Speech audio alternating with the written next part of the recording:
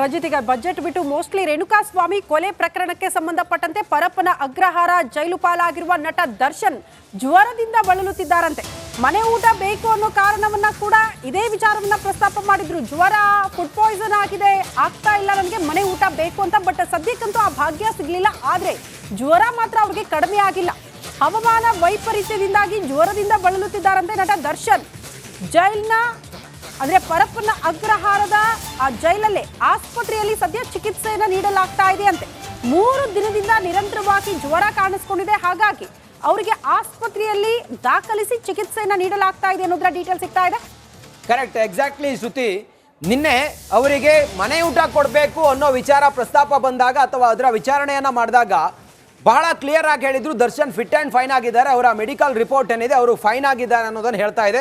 ಆರೋಗ್ಯ ಸಮಸ್ಯೆ ಏನೂ ಇಲ್ಲ, ಜೈಲಲ್ಲಿ ಏನು ಕೊಡ್ತಾರೋ ಅದನ್ನೇ ತಿನ್ನಬೇಕು ಅಂತ ಹೇಳಿ ಸರ್ಕಾರಿ ಪ್ರಸನ್ನ ಕುಮಾರ್ ಅವರು ಸ್ಪೆಷಲ್ ಪ್ರಾಸಿಕ್ಯೂಟರ್ ಅವ್ರು ಹೇಳಿದ್ರು. ಅದಾದ ನಂತರ ದರ್ಶನ್ ಪರ ವಕೀಲರು ಹೇಳ್ತಾ ಇದ್ರು, ಅವರಿಗೆ ವಾಮಿಟ್ ಆಗ್ತಾ ಇದೆ, ಜೈಲೂಟ ಸೇರ್ತಾ ಇಲ್ಲ, ಅವರ ಆರೋಗ್ಯ ಹದಗೆಡ್ತಾ ಇದೆ ಅನ್ನೋದನ್ನ ನ್ಯಾಯಾಧೀಶರ ಮುಂದೆ ಪ್ರಸ್ತಾಪ ಮಾಡಿದ್ರು. ಆದ್ರೆ ಕಾನೂನು ಹೆಂಗಿದೆಯೋ ಹಂಗೆ ಮಾಡಿ, ನಾವೇನು ಅವರಿಗೆ ವಿಶೇಷ ಸವಲತ್ತು ಅಥವಾ ಸೌಕರ್ಯ ಕೊಡಿ ಅಂತ ಹೇಳ್ತಾ ಇಲ್ಲ. ಆರೋಗ್ಯ ಕೈಕೊಟ್ಟಿದೆ, ಅವರದು ಹದಗೆಟ್ಟಿದೆ, ಹಾಗಾಗಿ ಅವರಿಗೆ ಮನೆ ಊಟ ಕೊಡಬೇಕು ಅನ್ನೋದನ್ನ ನಿನ್ನೆ ಪ್ರಸ್ತಾಪ ಮಾಡಿದ್ರು ನ್ಯಾಯಾಧೀಶರ ಮುಂದೆ. ಅದರ ಅಂತಿಮ ಆದೇಶ ಏನು ಗುರುವಾರ ಇದೆ. ಇವತ್ತು ದರ್ಶನ್ಗೆ ಆರೋಗ್ಯ ಹದಗೆಟ್ಟು ಅವರಿಗೆ ಜ್ವರ ಇದೆ ಅನ್ನೋದ್ರ ಬಗ್ಗೆ ಮಾಹಿತಿ ಸಿಗ್ತಾ ಇದೆ. ಇದನ್ನು ಗಮನಿಸ್ತಾ ಇದ್ರೆ ಬಹುಶಃ ಅವರಿಗೆ ಅಲ್ಲಿನ ಫುಡ್, ಅಲ್ಲಿ ಜೈಲಿನ ಊಟ ಅವರಿಗೆ ಸರಿ ಹೊಂತಾ ಇಲ್ಲ, ಅವರ ಆರೋಗ್ಯದ ಮೇಲೆ ಪರಿಣಾಮ ಬೀಳ್ತಿದೆ ಅನ್ನೋದು. ಫುಡ್ ಅನ್ನೋದಕ್ಕಿಂತಲೂ ಹವಾಮಾನ ವೈಪರೀತ್ಯ, ಒಂದ್ ಕಡೆ ಮಳೆ ಆಗ್ತಾ ಇದೆ, ಚಳಿ ಬೇರೆ, ಹಾಗಾಗಿ ಅಲ್ಲಿ ಕ್ಲೋಸ್ಡ್ ವಾತಾವರಣ ಇರಲ್ಲ ಒಳಗಡೆ ಅಂತ, ಬೆಚ್ಚಗಿರಕ್ಕಾಗಲ್ಲ, ಹಾಗಾಗಿ ಆ ಜ್ವರ ಜಾಸ್ತಿ ಆಗಿರಬಹುದು ಅಂತ.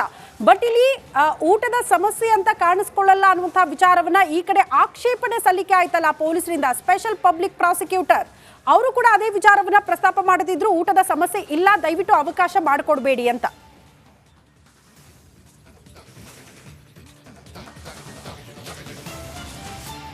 and help secure their availability for these strategic and important sectors. Propose to undertake a comprehensive review of the rate structure over the next 6 months to rationalize and simplify it for ease of trade. ಇಡೀ ದೇಶದ ಜನ ಕೇಂದ್ರದ budget ಮೇಲೆ ಬಹಳ ನಿರೀಕ್ಷೆನ ಇಟ್ಕೊಂಡಿದ್ರು. ನೋಡಿ, ಆಮದು plastic ಉತ್ಪನ್ನಗಳ ಮೇಲೆ ತೆರಿಗೆ ಹೆಚ್ಚಳ ಆಗಿದೆ. ಇವತ್ತು ನಿರ್ಮಲಾ ಸೀತಾರಾಮನ್ ಅವರು ಮಂಡಿಸಿರುವ 32.07 ಲಕ್ಷ ಕೋಟಿ ಬಜೆಟ್ ಏನಿದೆಯಲ್ಲ, ಈ ಬಜೆಟ್ನಲ್ಲಿ ಯಾವ್ಯಾವ ಕ್ಷೇತ್ರಕ್ಕೆ ಏನೇನು ದುಬಾರಿ, ಯಾವ್ಯಾವ ಕ್ಷೇತ್ರಕ್ಕೆ ಏನೇನು ಕಡಿಮೆ ಆಗಿದೆ ಅನ್ನೋದ್ರ ಬಗ್ಗೆ ನಾವು ನೋಡ್ತಾ ಹೋದಂಗೆ, ಆಮದು ಪ್ಲಾಸ್ಟಿಕ್ ಉತ್ಪನ್ನಗಳ ಮೇಲೆ ತೆರಿಗೆಯನ್ನು ಹೆಚ್ಚಳ ಮಾಡಿದೆ ಕೇಂದ್ರ. ಇವತ್ತು ನಿರ್ಮಲಾ ಸೀತಾರಾಮನ್ ಅವರು ಬಹಳ ಕ್ಲಿಯರ್ ಆಗಿ ತಮ್ಮ ಬಜೆಟ್ ಪ್ರತಿ ಓದೋ ಸಂದರ್ಭದಲ್ಲಿ ಯಾವುದರ ತೆರಿಗೆಯನ್ನು ಹೆಚ್ಚಳ ಮಾಡಿದ್ದೀವಿ, ಮಧ್ಯಮ ವರ್ಗದ ಜನರಿಗೆ, ಬಡವರಿಗೆ, ವ್ಯಾಪಾರಿಗಳಿಗೆ, ಕೈಗಾರಿಕಾ ಉದ್ಯಮಿಗಳಿಗೆ ಏನೇನು ಇದು ಅನುಕೂಲ ಆಗುತ್ತೆ ಮತ್ತು ಏನೇನು ತೆರಿಗೆ ಹೆಚ್ಚಳ ಆಗುತ್ತೆ ಅನ್ನೋದನ್ನು ಬಹಳ ಕ್ಲಿಯರ್ ಆಗಿ ಹೇಳಿದ್ದಾರೆ. ಆಮದು ಬಟ್ಟೆಗಳ ಮೇಲೆ ಸುಂಕವನ್ನು ಕೂಡ ಏರಿಕೆ ಮಾಡಲಾಗಿದೆ. ಆಮದು ಆಗುವಂಥ ಬಟ್ಟೆ ಇದೆಯಲ್ಲ, ಅದರ ಮೇಲಿನ ಸುಂಕವನ್ನು ಏರಿಕೆ ಮಾಡಲಾಗಿದೆ. ಅದರಂತೆ ಈ ಭಾಗ ಅಂದರೆ ಈ ಕ್ಷೇತ್ರದ ಜನರಿಗೆ, ಟ್ರೇಡಿಂಗ್ ವ್ಯಾಪಾರ ವಹಿವಾಟು ಮಾಡುವಂಥ ಜನರಿಗೆ ಇದು ಸ್ವಲ್ಪ ದುಬಾರಿ ಆಗುವಂಥ ಸಾಧ್ಯತೆ ಕಾಣಿಸ್ತಾ ಇದೆ. ಚರ್ಮದ ಶೂ, ಬೆಲ್ಟ್, ಚಪ್ಪಲಿ ದುಬಾರಿ ಆಗುತ್ತೆ. ಯಾವ್ಯಾವುದಕ್ಕೆ ಜನ ಇನ್ನು ಮುಂದೆ ದುಡ್ಡು ಕೊಟ್ಟು ಖರೀದಿ ಮಾಡುವಂಥ ವರ್ಗ ಏನಿದೆಯಲ್ಲ, ಅವರಿಗೆ ಯಾವುದರ ಬೆಲೆ ಜಾಸ್ತಿ ಆಗುತ್ತೆ ಅಂತೇಳಿ ನಾವು ಗಮನಿಸ್ತಾ ಹೋದರೆ ಚರ್ಮದ ಶೂ, ಬೆಲ್ಟ್, ಚಪ್ಪಲಿ ದುಬಾರಿ ಆಗುತ್ತೆ. ಆ ಮೂಲಕ ಕೇಂದ್ರದ ಈ ಬಜೆಟ್ ಏನಿದೆಯಲ್ಲ, ಈ ಬಜೆಟ್ನಲ್ಲಿ ಒಂದೊಂದು ವಸ್ತುಗಳಿಗೆ ಇಷ್ಟಿಷ್ಟು ತೆರಿಗೆ ಜಾಸ್ತಿ ಮಾಡುವ ಮೂಲಕ ಮತ್ತು ಅವುಗಳ ಬೆಲೆಯನ್ನು ಏರಿಕೆ ಮಾಡುವ ಮೂಲಕ ಜನಸಾಮಾನ್ಯರಿಗೂ ಕೂಡ ಮೊದಲೇ ಬೆಲೆ ಏರಿಕೆಯಿಂದ ಬಸವಳಿದು ಹೋಗಿರುವಂಥ ಜನಸಾಮಾನ್ಯರಿಗೆ, ಸಾಮಾನ್ಯ ಜನರಿಗೆ, ಮಧ್ಯಮ ವರ್ಗದವರಿಗೆ ಇದು ಬಿಸಿ ತುಪ್ಪವಾಗಿ ಪರಿಣಮಿಸುವಂಥ ಸಾಧ್ಯತೆ ಇದೆ. ನಾನಾಗಲೇ ಹೇಳಿದೆ, ಪ್ಲಾಸ್ಟಿಕ್ಕನ್ನು ನೀವು ಆಮದು ಮಾಡೋರಾಗಿದ್ದರೆ ನಿಮಗೆ ಅದರ ಬೆಲೆ ದುಬಾರಿ. ಪ್ಲಾಸ್ಟಿಕ್ಕನ್ನು ನೀವು ಆಮದು ಮಾಡಿ ನಿಮ್ಮ ವ್ಯವಹಾರಕ್ಕೆ ಮತ್ತೊಂದು ಮಗದೊಂದಕ್ಕೆ ನೀವು ಬಳಸೋದಾದರೆ ಅವರಿಗೆ ಬೆಲೆ ಏರಿಕೆಯ ಒಂದಿಷ್ಟು ಬಿಸಿ ತಟ್ಟುತ್ತೆ. ಕೇಂದ್ರದ ಈ ಬಜೆಟನ್ನು ನಾವು ಗಮನಿಸ್ತಾ ಹೋದರೆ, ಭಾಳ ಸೂಕ್ಷ್ಮವಾಗಿ ನಾವು ಗಮನಿಸ್ತಾ ಹೋದರೆ, ಕೃಷಿ ಕ್ಷೇತ್ರಕ್ಕೆ ಏನೇನು ಕೇಂದ್ರ ಕೊಟ್ಟಂತ ಅನುಕೂಲ ಏನು ಅಥವಾ ತೆರಿಗೆ ರಿಯಾಯಿತಿಗಳಾಗಿರ್ಬೋದು, ಮಗದೊಂದನ್ನು ಕೂಡ ಗಮನಿಸ್ತಾ ಹೋದ್ರೆ ಕೃಷಿ ಕ್ಷೇತ್ರಕ್ಕೆ ಸಪರೇಟ್ ಆಗಿ ಕೇಂದ್ರ ಒಂದಿಷ್ಟು ಹಣವನ್ನು ತೆಗೆದಿಟ್ಟಿದೆ. ಅದರ ಹೊರತಾಗಿ ವ್ಯಾಪಾರ ವಹಿವಾಟು ಮಗದೊಂದನ್ನು ಗಮನಿಸ್ತಾ ಹೋದ್ರೆ ಜನಸಾಮಾನ್ಯರಿಗೆ ಈ ಬಜೆಟ್ನಲ್ಲಿ ಸ್ವಲ್ಪ ಕಬ್ಬಿಣದ ಕಡಲೆಯಾಗಿ ಪರಿಣಮಿಸುವಂತ ಎಲ್ಲ ಸಾಧ್ಯತೆಗಳು ಕಾಣಿಸ್ತಾ ಇದೆ. ಅದು ಇವತ್ತು ನಿರ್ಮಲಾ ಸೀತಾರಾಮನ್ ಅವರು ತಾವು ಮಂಡಿಸಿರುವಂತ ಆ ಬಜೆಟ್ ಏನಿದೆ 32.07 ಲಕ್ಷ ಕೋಟಿ ರೂಪಾಯಿಯ ಆ ಬಜೆಟ್ ಏನಿದೆ ಅದರಲ್ಲಿ ಬಹಳ ಕ್ಲಿಯರ್ ಆಗಿದೆ. ಹಾಗಾದ್ರೆ ಅವರು ಆ ಬಜೆಟ್ ಪ್ರತಿ ಓದುವಾಗ ಏನೇನು ಹೇಳಿದ್ದಾರೆ, ಯಾವ ಕ್ಷೇತ್ರಕ್ಕೆ ಎಷ್ಟೆಷ್ಟು ಮತ್ತೆ ಯಾವ ಕ್ಷೇತ್ರದಲ್ಲಿ ಬೆಲೆ ಏರಿಕೆ ಆಗ್ತಾ ಇದೆ, ಯಾವ್ಯಾವ ವಸ್ತುಗಳ ಮೇಲೆ ಪ್ಲಾಸ್ಟಿಕ್ ಸೇರಿದಂತೆ ಕೆಲ ವಸ್ತುಗಳಿಗೆ ಬೆಲೆ ಏರಿಕೆ ಸುಂಕವನ್ನು ಜಾಸ್ತಿ ಮಾಡಿರೋದು ಮುಂದುವರಿದು ನಾವು ಗಮನಿಸ್ತಾ ಹೋದ್ರೆ ಕೃಷಿಗೆ ಪ್ರತಿ ಬಾರಿಯೂ ಕೂಡ ಬಜೆಟ್ ಮಂಡನೆ ಸಮಯದಲ್ಲಿ ಕೃಷಿಗೆ ಸೀಮಿತವಾದಂತ ಒಂದಿಷ್ಟು ಏರಿಕೆ ಮತ್ತೆ ಅನುಕೂಲವನ್ನು ಮಾಡಿಕೊಡ್ತಾರೆ. Release of new varieties. New 109 high-yielding and climate-resilient varieties of 32 field and horticultural crops will be released for cultivation by farmers. Natural farming. In the next 2 years, 1 crore farmers across the country will be initiated into natural farming, supported by certification and branding.